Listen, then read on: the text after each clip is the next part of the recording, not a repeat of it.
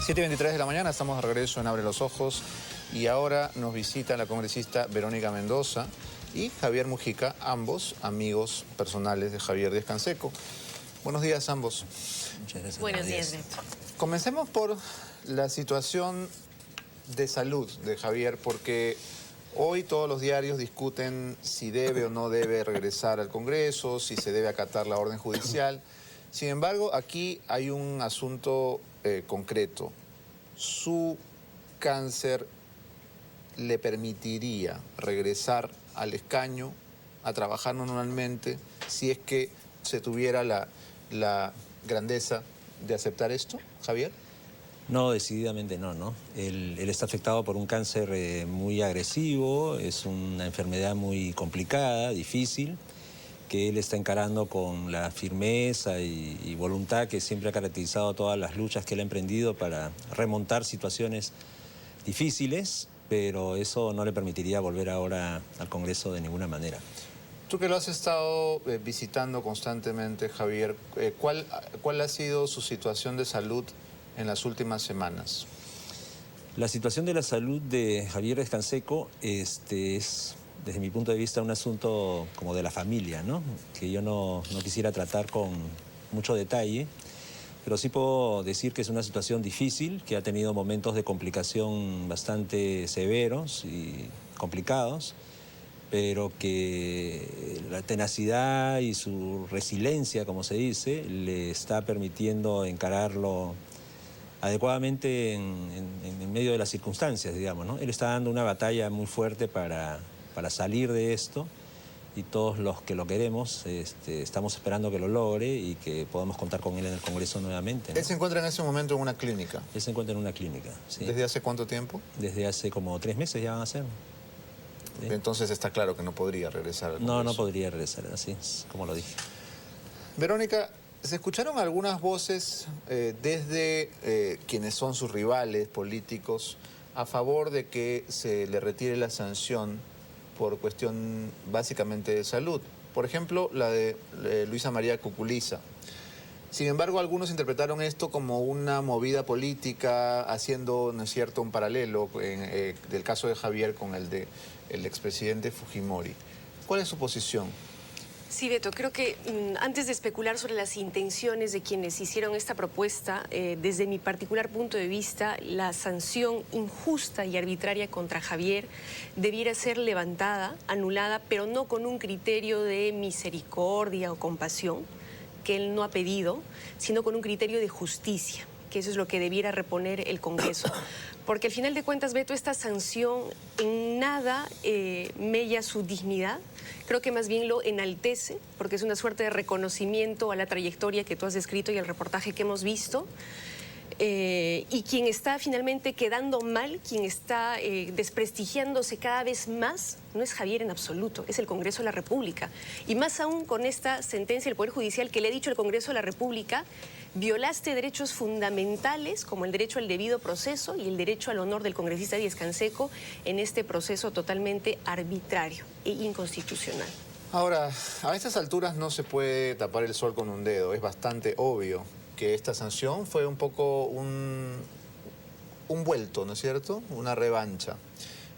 Tan es así que algunos miembros del oficialismo que nunca van al Congreso fueron solamente para votar y para asegurarse de que Javier fuera ajusticiado, ¿verdad? Definitivamente, no cabe la menor duda de eso. No voy a hacer infidencias sobre cosas que me fueron confiadas de parte de colegas que aprecio mucho, pero sí te puedo comentar, Beto, que muchos de ellos hoy realmente tienen una suerte de cargo de conciencia y que si tuvieran la oportunidad de volver a votar, seguramente lo harían de otra manera y no coaccionados por un criterio de venganza política. ¿Quién los coaccionó, Verónica? Tendrán que decirlo ellos. Yo no voy a especular sobre eso, pero de que hubo coacción, lo sé, pero de que hubo coacción, la hubo. Y hay personas que hoy por hoy, digamos, cargan con este conflicto interno calladamente, pero que, reitero, estoy segura que si se replanteara la votación de la sanción, seguramente esta vez sí votarían de acuerdo a su conciencia y no de acuerdo a una imposición. Ahora, Tú nos dices, Javier, que ciertamente no puedes hablar en detalle sobre asuntos de salud, pero sí sería interesante saber si él estaba en tratamiento antes o esto lo ha sorprendido, porque todos sabemos que el cáncer es tratable y es manejable cuando hay un diagnóstico temprano. ¿Esto ha ocurrido súbitamente o él tenía un tratamiento ya anterior? No, esto ha ocurrido súbitamente. Él hizo un viaje a Ecuador, a un compromiso profesional o político que se planteó allá, y se sintió un poco mal, y luego de eso se han hecho algunos exámenes que fueron arrojando sucesivamente diagnósticos que se fueron aproximando al cuadro que realmente él padecía o padece, y finalmente ya se diagnosticó la enfermedad que tiene y contra la que está peleando, ¿no? Esto no se sabía para nada en diciembre, digamos. Lo que probablemente no se puede dejar de afirmar es que esto tiene que haber mellado su condición anímica y sus autodefensas en cierta forma, pero yo no soy médico para calibrar cuál es el impacto de eso, ¿no? Verónica, durante la campaña electoral yo recuerdo haber entrevistado muchas veces a Javier en situaciones dramáticas para el candidato Humala. Por ejemplo, cuando a pocos días de la elección, de la toma de mando, su hermano Alexis protagonizó un enorme escándalo viajando como representante a Rusia con una serie de personajes. Javier defendió a Ollanta incluso en esa circunstancia indefendible. ¿Por qué tanto encono entonces? Porque, digamos, tras un periodo de tregua, por decirlo de alguna manera, en el que todos teníamos expectativas de que Ollanta Humala cumpliera con aquello que venía ofreciendo desde el 2005, se fueron revelando con mayor claridad cómo es que se iba alejando más bien de los compromisos políticos y programáticos por los cuales Javier, yo y muchos otros habíamos batallado en el proceso electoral y mucho más allá del proceso electoral, ¿no? Entonces, luego llegó el momento de hacer lo que es ético, de denunciar lo que no nos parecía justo, no nos parecía correcto, y Javier lo hizo como siempre lo ha hecho a lo largo de su trayectoria, ¿no? Y eso, lamentablemente, en política no siempre es bien recibido, y sino que genera un ánimo de venganza política. La crítica es muy mal procesada, aun cuando es hecha con buena intención y de manera constructiva, y lamentablemente nos empequeñecemos y tenemos este tipo de respuestas como esta sanción vengativa e injusta que le impuso el propio nacionalismo a Javier, ¿no? Pero reitero, creo que justamente por eso mismo es que es una suerte de reconocimiento a su consecuencia y su claridad para denunciar, viniera de donde viniera la corrupción, viniera de donde viniera la no consecuencia, viniera de donde viniera la traición a los compromisos asumidos con un pueblo. Entonces, y eso es algo que le hace mucha falta hoy a la política peruana y que reconocemos todos en Javier, y que es un ejemplo para quienes queremos seguir su derrotero, corrigiendo seguramente los errores que habrá cometido como todo ser humano y que él mismo ha reconocido, pero tratando de recoger principalmente eso, Beto, la ética que hoy está tan divorciada de la política, pero que personajes como Javier nos demuestran que sí es posible y que sí debiera estar estrechamente ligada con la política, ética y política de la mano para beneficio de la sociedad en su conjunto.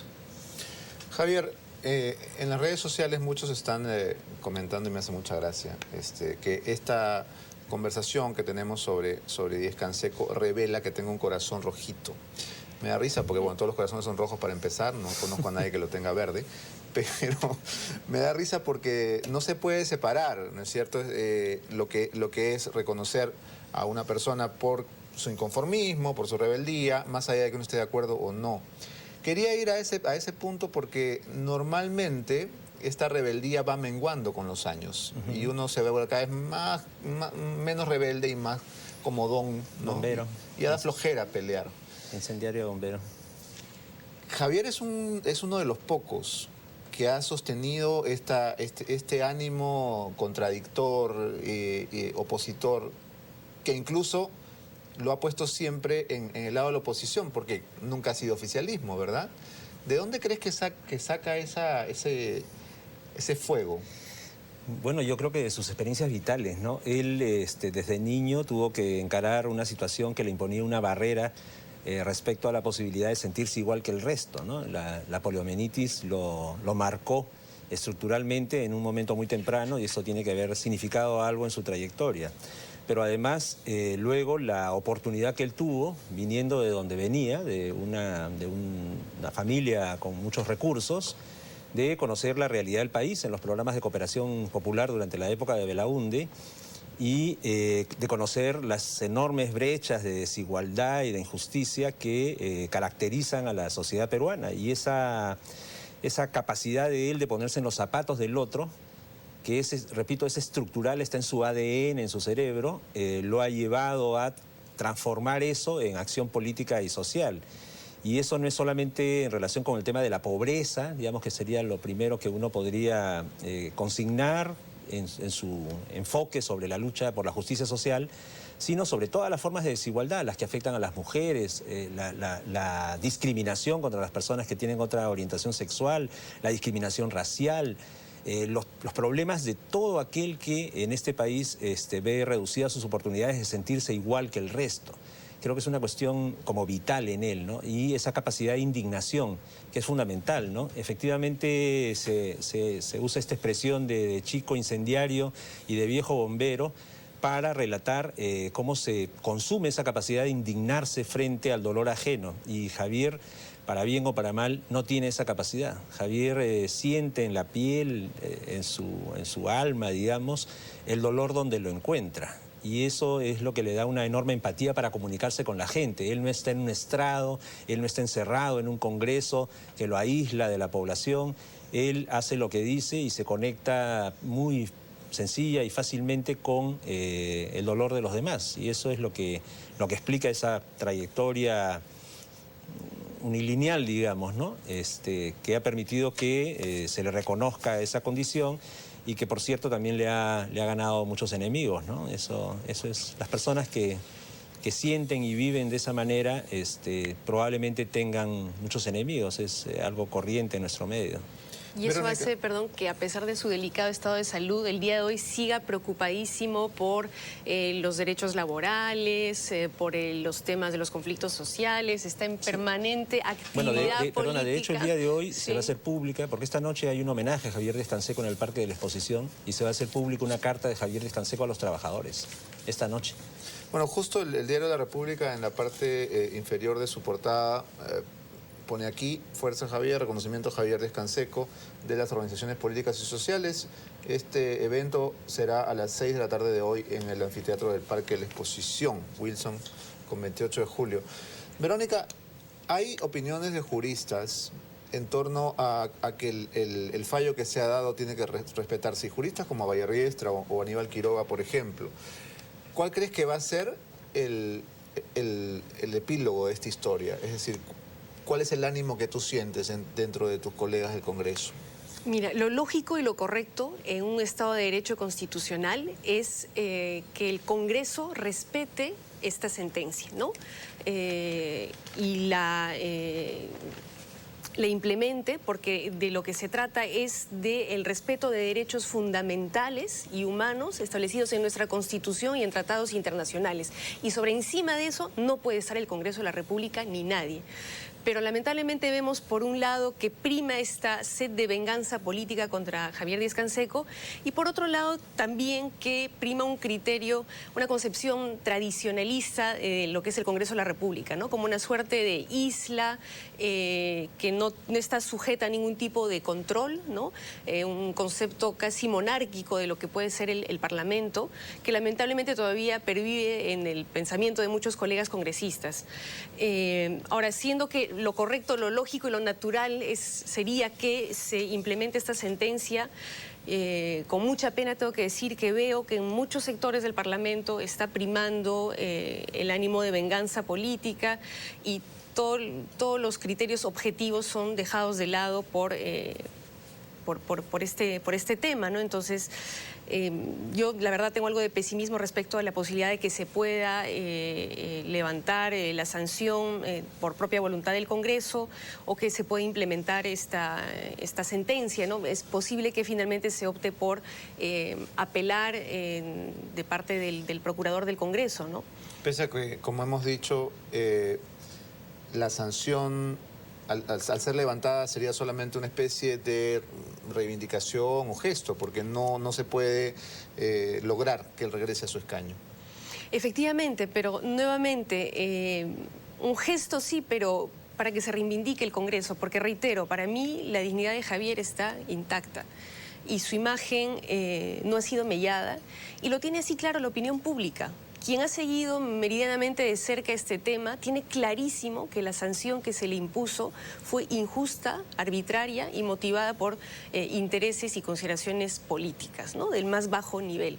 Entonces, quien tendría que reivindicarse es el propio Congreso de la República, ¿no? Tan deslegitimado y tan desprestigiado, y demostrar a la opinión pública que sí hay madurez política, que sí hay un criterio de respeto al marco constitucional y que no se consideran los señores congresistas pues por encima de la ley y por encima de la justicia, ¿no? Por encima del bien y del mal. Por encima del bien y del mal, como ha venido actuando la Comisión de Ética, ¿no? Posicionándose por encima del bien y del mal Ahora, y como absoluto, como quien define la extremo, moral, ¿no? Verónica, el otro extremo que también valdría la pena comentar. Heriberto Benítez ha dicho, bueno, entonces que no haya comisión de ética, ¿no? Vamos a abolir la ética, pues mejor, ¿no? Más cómodo.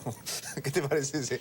Lo que yo creo es que sí, el sistema de, digamos, control de la conducta de los congresistas con sus respectivas sanciones debiera estar claramente establecido en el Código de Ética y no sujeto a la discrecionalidad de los congresistas miembros de la comisión que definen, quién sabe bajo qué criterios, qué es ético y qué no es ético. Ahora, ¿quiénes están en la Comisión de Ética, Beto? O sea, son personas de trayectoria impecable y de moral incuestionable que están por encima, como decías tú, del bien y el mal. Quiero saber los nombres, me muero de curiosidad. Yo no lo creo. Bueno, son de conocimiento público, todo el mundo lo sabe. Entonces, realmente debiera manejarse con criterios más objetivos. Y eso es lo que dice esta sentencia. Perfecto, que el Congreso tenga su procedimiento de sanción interno, pero que se sujete mínimamente al debido proceso, que respete mínimamente el derecho al honor de las personas. Y ahí sí creo que el tema de la Comisión de Ética debiera ser mínimamente replanteado, porque hasta hoy, Beto, ha servido principalmente para implementar venganzas políticas, ¿no? ¿Y por qué alguien como el pastor Lay, que presuntamente es, en su calidad de líder religioso, una persona proba, honesta e incorruptible, se presta a este tipo de revanchas que tú estás mencionando? Porque no es el único en la Comisión de Ética, si bien es el presidente, si bien es cierto es el presidente, no necesariamente tiene el manejo total de la situación, porque recordemos, Beto, que en el caso de Javier, el primer informe de la Secretaría Técnica decía con absoluta claridad y lo sustentaba con toda pulcritud que la sanción no correspondía. Tanto así que el congresista Lay en la primera oportunidad firmó discrepando de la sanción. Pero luego la presión mediática y política de otros de sus colegas fue tal que, bueno, él se resignó a votar en contra de Javier. Y recordemos, Beto, que cuando se planteó, se sustentó el informe de la Comisión de Ética para sancionar a Javier, no lo hizo el señor Lay, lo hizo el congresista Juan de Díaz Dios. Porque presumo que el congresista Lay, estando en discrepancia con el contenido del informe, prefirió abstenerse, ¿no? Sin embargo, primó nuevamente el criterio de quienes tenían un ánimo de venganza política. Javier, otro aspecto de la trayectoria de Javier Canseco, que siempre me pareció interesante, es que él podría haber seguido la vida de chico bien, ¿no? En Canseco, viene de una familia acomodada. ¿Cuál crees tú que es el origen de esta identificación con los pobres y no con su clase social? Yo creo que esas vivencias de conocer el país, es decir, si uno tiene un mínimo de sensibilidad y sale de la isla de bienestar que está localizada en unos 8 o 10 kilómetros cuadrados en Lima, y se encuentra con que el Perú de un poquito más allá es distinto y que las condiciones de la gente que vive un poquito más allá es completamente diferente de la de uno. Si uno tiene un poquito de sensibilidad, basta con eso. Uno no puede ser indiferente a lo que viven las demás personas que no tienen las mismas oportunidades. Y él tiene esa sensibilidad y eso es lo que ha hecho que él nunca haya podido dejar de comprometerse, por lo menos en el intento de mejorar las condiciones en las que viven esas otras personas, ¿no? Y ese es un itinerario largo que lo ha llevado a no a buscar temas, sino a encontrarse con temas y a desarrollarlos en relación con los derechos de los trabajadores, con los derechos de las mujeres, con los derechos de las personas con discapacidad, con los derechos de los migrantes peruanos en el exterior, con los derechos de la discriminación contra las personas con otra orientación sexual o lo que fuera. Él tiene esa antena parabólica en la cabeza que lo conecta muy fácilmente con esas situaciones de injusticia y gracias a la inteligencia y a la capacidad de organización de sus prácticas en el ámbito parlamentario y en el ámbito social a acometer campañas para mejorar la condición de estas personas permanentemente, ¿no? Yo creo que eso es así.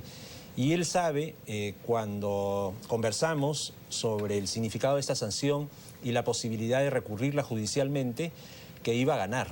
Él no entró a un proceso creyendo que iba a perderlo. Nosotros tenemos la absoluta seguridad de que este proceso se va a ganar ahora, después y más tarde en el Tribunal Constitucional. Es decir, si el Congreso no rectifica, si el Congreso apela, la verdad es que para Javier Díaz Canseco en este momento eso no es lo central. Lo central es que la justicia está de su lado, que él no necesita ni conmiseración, ni misericordia, ni nada parecido, sino solo justicia. Y que, como lo han dicho un montón de constitucionalistas, debo decir que esta demanda se ha preparado también con Alberto Borea Odría. Lamentablemente él no está hoy día en Lima, pero él es parte del equipo con el que hemos trabajado este proceso. Y como él, como Vallerriestra, como Aníbal Quiroga... Es interesante lo que dices porque han sido antiguos rivales políticos en el Congreso, ¿no? Así es. Alberto Borea, Javier Vallerriestra tienen camisetas de otros colores. Totalmente. Y sin embargo, en este tema están de acuerdo. Y Aníbal Quiroga y muchos otros. Es decir, esta es una cuestión de justicia y de derecho. No es una cuestión ideológica, no es una cuestión ni de simpatías ni de antipatías. Entonces, nosotros estamos absolutamente seguros de que eso se va a ganar. Y finalmente el Congreso, bueno, en su miopía no se da cuenta de que esta reivindicación sería para el propio Congreso, que tiene una imagen tan venida menos, este gesto de grandeza, ¿no?, de mirar más allá de sus narices, sería bueno para la imagen del propio Congreso. No para la de Javier, que en todo caso, que esto sea a favor o en contra no cambia nada, ¿no? Probablemente ha crecido, no ha decrecido. Es decir, este proceso lo enaltece más a él que a los que lo acusan, ¿no? Probablemente cuando la historia registre los nombres de los actores de esta época, recordará el de Javier Díaz Canseco y de ninguno otro de los que hoy día lo han intentado mancillar, ¿no? Y porque además creo que recibir una sanción del Congreso es más halagador que recibir una medalla, ¿no? A veces el Congreso se dedica a repartir medallas a cada pelagatos y a cada pobre diablo, que mejor ser sancionado por el Congreso, ¿no? Creo que es mucho más enaltecedor. Gracias, Verónica. Gracias, Javier, por haber venido esta mañana. Vamos a una pausa y cuando regresemos